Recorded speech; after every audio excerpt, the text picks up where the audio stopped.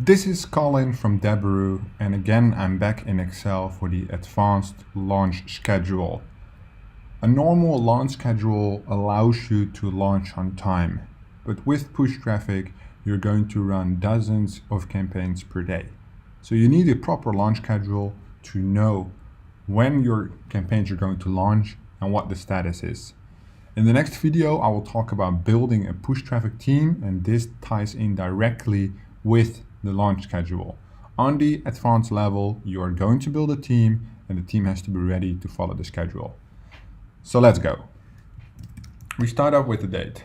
So let's take the date of the beginning.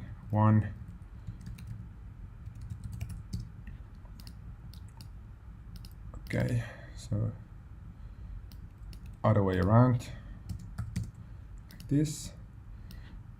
Okay, so you're gonna drag it out 1 month. First of all, bang, there we go. Then what we're going to do, date, campaign name, platform, budget, status,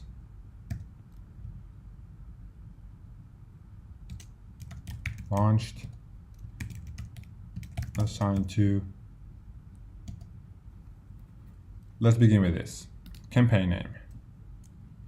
Might as well start with platform actually, that might be easier. So for every traffic source, I work with a different launch schedule type. With push, because there are so many different campaigns assigned per day, I use a very basic one. If you make it too complicated, it will get messy, and I will show you how and why to do things. Yeah, so we say zero park, Walmart, what we would say like this, US Walmart RBO, and then blah blah blah. It doesn't really matter right now what you put. Budget $100. Okay, status, right? So what you want to do is you want to control with 3 statuses. We do, so you can put it here so everybody knows what's up. You can do what do? We do approved, we do in review, and we do making, or I forgot what the team is using, but they use 3 words, and what they do, the most important thing, is they use these colors. And the colors work really well, because else, no, this is yellow, else it will be a mess, right? So anything in the making is a light color, and then for the launched, it would be disapproved, would be red. If you follow this structure, the things will be very clear. So this would be approved, launched, in review, right? You could make this yes or no, it doesn't really matter. And what you want to do is you want to follow those rules, right? So we use a different program than Excel, but Excel is free for you guys, so that's a good one. And I know for sure that you can set it up. What you want to do is you want to do like, if the value is approved, then color this tab green. I think you can do it here maybe. You at least, is it conditional formatting? You want to work with these colors, right? Okay, you can, if the cell is this text, give it this color, right? So you do it there, and then this will be on the color approved. Did I put something in right now? Yes, but remove that. Okay, there we go. See, and you use this conditional formatting to give it like the color. So in review would be yellow, assigned to, we would say Renee, right? So what you do then is, right now it's per date, right? So for everyone you have, you insert a row below. The dates stay the same. Oh, well, this you might have to do like at the top or somewhere else, because now it's moving. But just make sure that is present, like a legenda, so people know what they're working with. All right, here you go again. And this would be like US Walmart carrier, no RBO. Budget again 100. And this might be approved as well. And this would be launched, no. So this would be not red because it's not disapproved, but we make it like this so it's not approved yet, assigned to Jessica, right? So in this flow, you create a full sheet where everybody can know at what time what is live, right? So this is launch sheet. But a launch sheet is quite easy, right? You guys are not amazed about what this is. It's very simple. You can add more columns, but do not make it too complicated, because you might think your media buyer is smart, but if they cannot follow a fucking simple sheet, they're not that smart.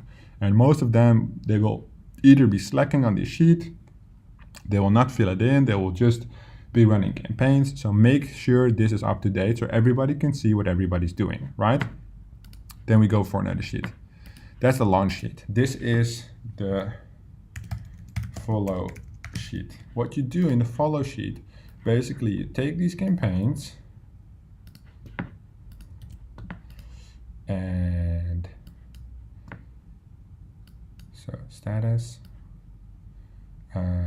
launched we can remove because anything that's in here is launched.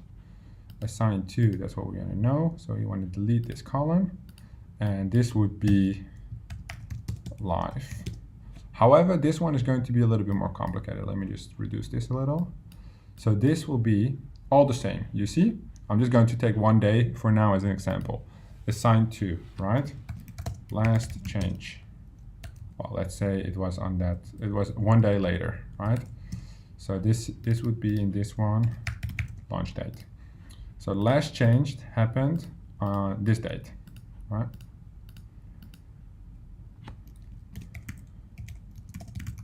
Changes made. Here we go.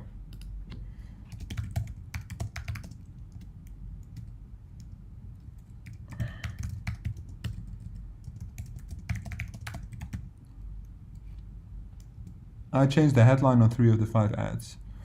What they do is this is a follow sheet where you follow campaigns, right? So what will happen is what you will notice in this sense, this will need quite a bit of space because they will usually make up to, I would say 5 to 10 changes. So usually what I like to do is I would like to start the next row here. So the launch date is the same. This would be like last change, which came in, let's say 15, and then it would say changes made,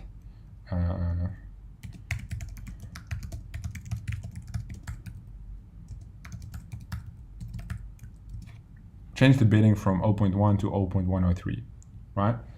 What will happen is you will get a huge log of things that have been changed. So we'll get here, and it will say on this day, change the bid from 0.2 to 0.23. Too much traffic, scaled down the bid to 0.21, right? And this is basically what you get. You get a log, not because your media buyers don't communicate well. You get this log just so you know that everybody can read it. Now, this is the thing, yeah? What I like to do is when you're in volume, you can make notes on campaigns. The media buyers should copy these notes from volume in here. So sometimes you need like hella text because they write like entire stories, but at least you know what's going on. Why do you need this? You can use this for yourself. You can use this for the virtual assistants who are not in volume and they know what's going on. People who are doing landing pages, who are doing copy, image research, spy tools, to make sure they're up to date on the current changes and what the media buyer might request from them.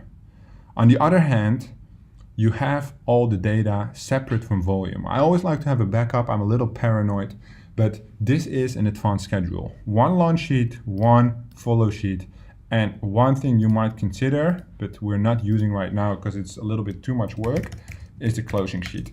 So the closing sheet, what it would have the campaign. So it would have a campaign name, closing date, start date and closing date.